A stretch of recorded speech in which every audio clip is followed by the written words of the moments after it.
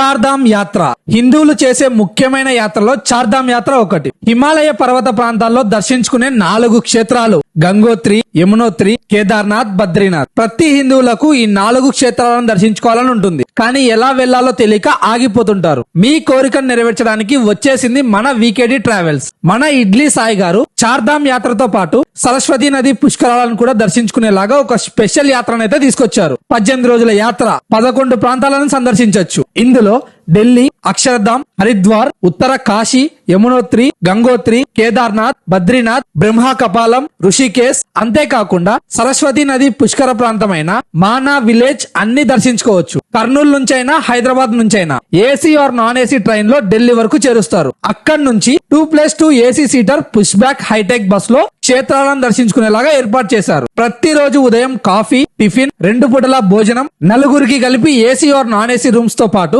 ప్రతిరోజు 3 water bottle కూడా ఇస్తారు. 18 రోజుల యాత్ర నాన్ ఏసీ ట్రైన్ లో ప్రయాణించాలి అనుకునే వాళ్ళకి 40,000 రూపాయలు, ఏసీ ట్రైన్ లో ప్రయాణించాలి అనుకునే వాళ్ళకి 43,000 రూపాయలు మాత్రమే. సరస్వతి నది పుష్కరాలు మే నెల 15వ తేదీ ప్రారంభమై 26వ తేదీ ముగుస్తుంది. కేవలం 12 రోజులే జరుగుతుంది. ఈ యాత్ర బయలుదేరే తేదీలు మే 3వ తేదీ మరియు మే 18వ తేదీ. చార్ధామ్ యాత్రతో పాటు సరస్వతి నది పుష్కరాలను దర్శించుకోవాలి అనుకుంటే స్క్రీన్ మీద కనిపించే నెంబర్ కు వెంటనే కాల్ చేసి మీ సీట్ ని రిజర్వేషన్ చేసుకోండి.